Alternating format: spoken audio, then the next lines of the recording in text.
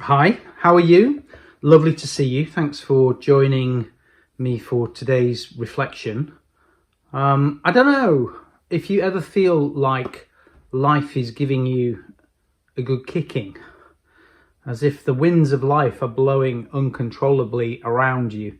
And in the process, you're having branches blown off, your leaves are being stripped off your branches, and you're grappling and holding on to the ground, to the soil, hoping that your roots will stay, will keep you in the ground. Maybe some of you feel a little bit like that at the moment, actually. All of a sudden, out of nowhere, this storm has blown up, hasn't it? And everything has changed. For so many people, everything has changed, and we're struggling to get to grips with our new reality. And we're hoping that our roots are going to keep hold of the soil until the storm passes. Now, Jesus, got to mention him, quite often uses metaphors based around agriculture and plants. And I guess we shouldn't be surprised by that, should we? Because he was a man who lived in an agricultural society. Those sort of metaphors and images made a huge amount of sense to the people that he was talking to at the time. And once, while he was talking to his friends, he used the image of a vine to try and help his followers, his disciples, get to grips with what he was telling them about the way in which God works and the way in which God works his relationship with us. And I'd just love us to listen to what he had to say to his friends this morning and to reflect really briefly on that together. So let's see what Jesus had to say using this image of the vine. I am the real vine and my Father is the gardener. He breaks off every branch in me that does not bear fruit, and he prunes every branch that does bear fruit, so that it will be clean and bear more fruit. You have been made clean already by the teaching I have given you. Remain united to me, and I will remain united to you.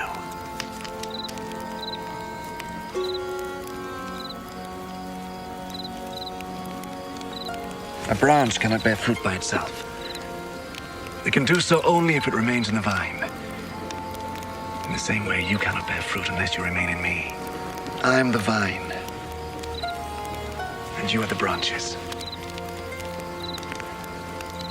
Those who remain in me and I in them will bear much fruit, for you can do nothing without me. Those who do not remain. So I'd just like to make two very short reflections really on what that passage and what that part of Jesus's story and his words might be saying to us today. Firstly, sometimes we find ourselves in a storm and our leaves are being stripped off and the branches snapped and we're clinging on by the roots. And sometimes it's just a storm and we've got to get our heads down and hold on as best we can and wait for the winds to drop and for things to return a little bit more to stability. But sometimes it's not just a damaging storm that we need to endure and get through. Sometimes God is at work pruning us. And sometimes actually both things are happening at the same time. And there's a big difference, isn't there, between being damaged by a storm and by being pruned. Pruning is the act actually of a loving gardener. It's the deliberate, conscious, thoughtful act to remove parts of the plant, not to hurt the plant, but to actually increase its health, to enable the plant to flourish in a way that it couldn't before. And I just wonder whether it might be that at the moment, both of these things are going on. There will be some of the stuff that's happening that is just the storm that we need to hunker down and we need to protect ourselves from and we need to survive. But actually, there will be, I believe, some pruning going on. God trimming our lives and all that we fill them with and have filled them with in the past, and helping us to be ready for the seasons to come. Now, of course, the question then is, well, how do I tell the difference? And that's the tricky thing, isn't it? Because if you're the plant in question, the storm and the pruning probably feel very similar. They both result in bits of you being locked off, as it were. Well, Jesus suggests that the way to deal with that is actually quite simple, really. And he uses the same metaphor, the same image of a vine. And he tells us, look, I am the vine. I'm the main plant. And that we are the branches joined to that vine. And if we're going to be fed, if we're going to receive the nutrients that we need, if we're going to flourish, then we need to remain joined to the source of all of those things. And Jesus says, well, look, I'm the source of all of those things. Stay joined to me.